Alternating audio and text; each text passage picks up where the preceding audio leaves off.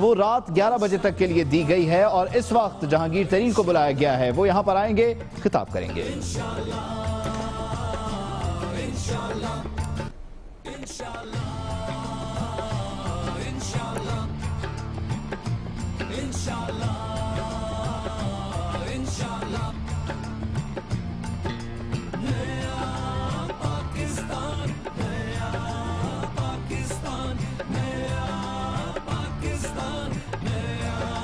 मरकजी स्टेज के आपको मनासिर दिखा रहे हैं जहां मरकजी क़यादत मौजूद है। जहांगीर तरीन को मदऊ किया गया है जलसे से खिताब के लिए। अब से कुछ देर बाद जहांगीर तरीन खिताब करेंगे, उसके बाद शाह महमूद कुरैशी भी जलसे से खिताब करेंगे और फिर इंतज़ार की घड़ियां ख़त्म हो जाएंगी क्योंकि कप्तान आएंगे और खिलाड़ियों का लहू गरमाएंगे। इस वक्त जहांगीर तरीन मौजूद हैं जो जलसे से खिताब करने जा रहे हैं। बिस्मिल्लाहिर्रहमानिर्रहीम।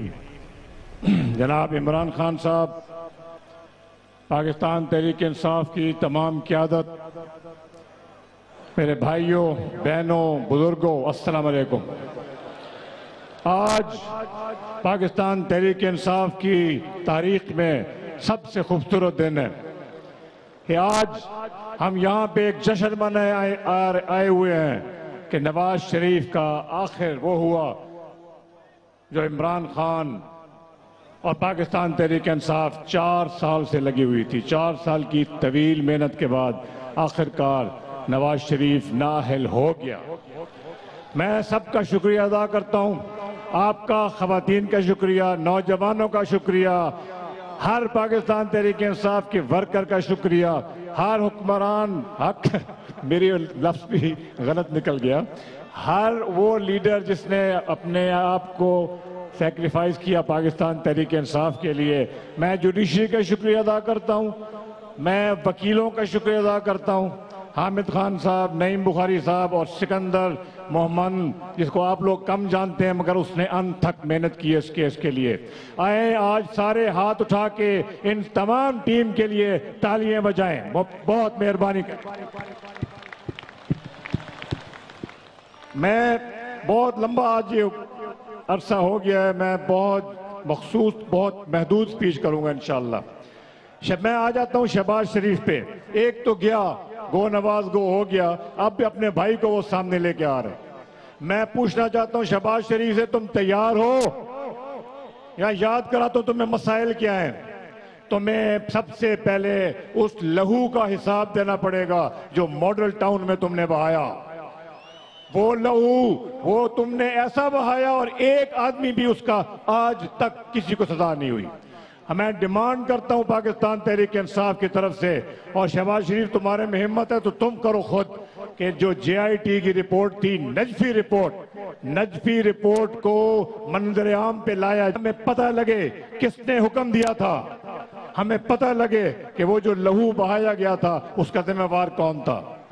और शहबाज शरीफ, मैं तुम्हें यह भी याद करा दूं, जैसे शेख रशीद साहब ने भी कहा था, हुदैबिया का केस इसी हफ्ते खुल जाएगा, जिससे तुम बचे हुए हो बड़े अरसे। तुम उस हुदैबिया के मरकजी किरदार हो, तुमने वहां पे अरबों रुपए का हिसाब देना है और तुम्हें देना पड़ेगा। और तुम वजीर आजम बनने के ख्वाब देख रहे हो, पहले जाके नैब में हाजिरी देनी पड़ेगी, तुम्हें वहां जाके फिर कोर्ट में सामने हिसाब देना पड़ेगा। ये सारी चीजें हम इंशाल्लाह देखेंगे। और अब गो नवाज गो तो हो गया, मुझे लगता है कि एक नया नारा पकाना पड़ेगा, गो शहबाज, गो शहबाज, गो शहबाज। और अगला नारा सारे पाकिस्तान में नारा गूंज उठा। अब ये एक और शरीफ के नाम से गूंजेगा, गली गली में शोर है, शहबाज शरीफ चोर है। गली गली में शोर है, गली गली में शोर है, चोर। अब मैं आता हूं नवाज शरीफ की तरफ। असद ने सही कहा, एक मासूम शक्ल बना के बैठ जाता है और कहता है मुझे तो समझ नहीं आ रही मैंने किया क्या, पता नहीं क्यों मुझे निकाल दिया है। मियां नवाज शरीफ, मैं तुम्हें समझाता हूं तुम्हें क्यों निकाला गया है। सबसे पहले क्यों मैं निकाला गया है, क्योंकि जो तुमने झूठ बोला था कि ये जो महलात हैं ये कतरी ने तुम्हें दिए हैं। कतरी खत गायब हो गया, कतरी खत फना हो गया। दूसरा, तुमने कहा था कि ये जो पैसे सारे के सारे आए, ये कारोबार किया था मैंने दुबई में, स्टील मिल लगाई थी। दुबई की हुकूमत, उनको मैं खिलाज तहसीन पेश करता हूं, उन्होंने लिख के दे दिया कि ये सब झूठ था, ये सब झूठ था, कोई पैसे नहीं थे वहां पे। तमाम कहानी झूठी निकली। उसके बाद ये भी मैं आपको अर्ज कर दूं कि आप कहते हैं कि मुझे तो सिर्फ निकाल दिया इकामा के ऊपर। ओ भाई, इकामा तो शुरुआत है। ये भूल गए हो कि ये जो सुप्रीम कोर्ट ने जजमेंट दी है, उसमें तुम्हें और तुम्हारे सारे टब्बर पे केस खोल दिए हैं। तुम्हारा हिसाब लिया जाएगा। चार मुकदमे उस बेंच ने, 5 मेंबर ने कहा दर्ज करो। 5 मुकदमे नैब में, उसमें से 3 मुकदमे नवाज शरीफ तुम्हारे और तुम्हारे टब्बर के ऊपर है, एक बच्चे के ऊपर है। तमाम में मुकदमे चलेंगे। क्या मुकदमे है ये, मुझे ये तो पता है जरा। मुकदमा ये है, पहला कि आपने ये महलात लंदन के कहां से लिए, कहां से आए हैं ये पैसे। दूसरा, आपने अजीजिया स्टील को थी वो बेची, फिर आपने एक और हिल मेटल लगाई। ये जो 2 कंपनियां जो जद्दा में लगाई हैं आपने, इसके पैसे कहां से आए, इसका सारा हिसाब देना पड़ेगा।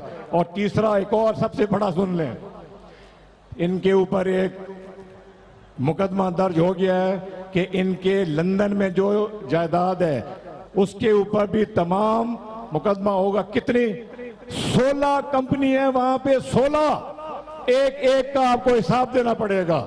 तो नवाज शरीफ जब ये आपसे पूछेगी ना नैब वाली कोर्ट कि ये इन तमाम चीजों का जवाब दो, कहां से आए हैं वो पैसे, कहां से आए ये पैसे, कहां से लूटा, किस किस को लूटा और कब लूटा, ये तमाम के तमाम आपको इंशाल्लाह ताला हिसाब देने पड़ेंगे। मगर आपके पास तो जवाब ही कोई नहीं है।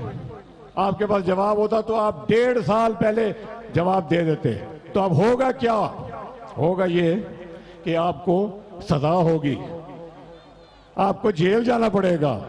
क्या होगा? आपको सजा भुगतनी पड़ेगी, आपको भी और आपने अपने साथ जिस जिसको मुलव्वस किया है, ये तमाम लोग जेल में जाएंगे। हम देखेंगे कि ये जेल भी जाएंगे और हम डिमांड ये भी करेंगे कि तमाम अरबों रुपए जो पाकिस्तानी कौम का लूट के आए हैं, उस तमाम पैसे को वापस लाया जाए। तमाम पैसे को पाकिस्तान में लाके गरीबों के ऊपर खर्च किया जाएगा इंशाल्लाह ताला। तो आखिर में मैं सिर्फ ये कहूंगा कि नवाज शरीफ, अभी तो तुम सिर्फ वजीर आजम के ओहदे से हटे हो, अभी तो तुम्हें सजा होगी, अभी तुम्हें हिसाब देना पड़ेगा। और ये कुछ हफ्ते बाद इंशाल्लाह ताला ये काम शुरू हो जाएगा।